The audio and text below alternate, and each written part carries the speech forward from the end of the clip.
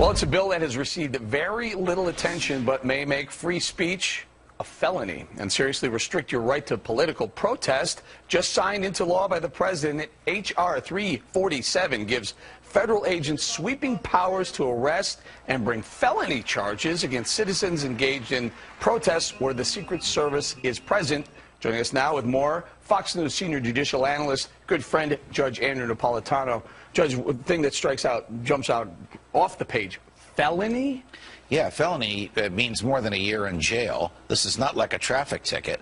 For standing and protesting, the type of thing that for 230 years Americans took for granted because it was protected by the First Amendment, Congress shall make no law abridging the freedom of speech, has actually been abridged by legislation the president signed last Thursday, supported overwhelmingly by both parties, with very, very little public debate and very little debate in Congress. Basically allows Secret Service agents to decide where there are no free speech zones, not speech zones, no free speech zones.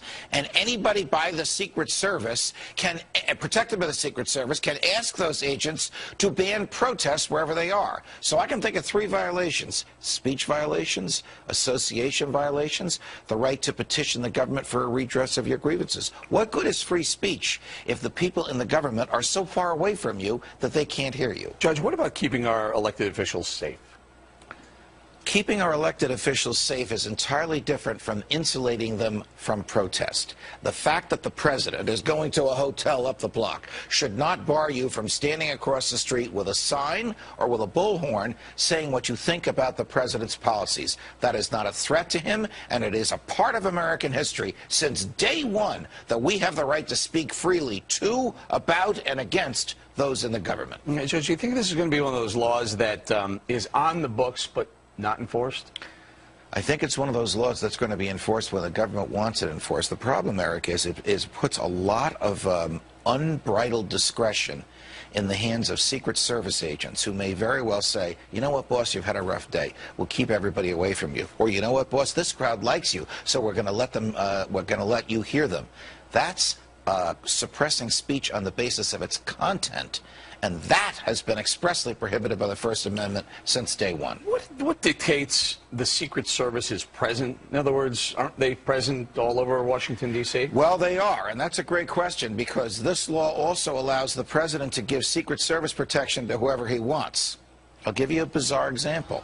His campaign managers are coming to Washington to confer with him about the campaign. He can give them Secret Service protection. And then the Secret Service can say to the kids in the streets, you can't shout at David Axelrod, because the campaign manager, because the Secret Service is protecting him.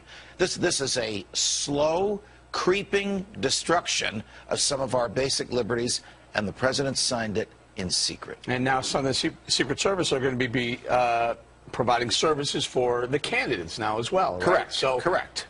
People aren't going to be able to have their opinion about the candidates? If the Secret Service so declares, you won't be able to shout at them. Judge, got to go. The economy's not bad. Sorry about that.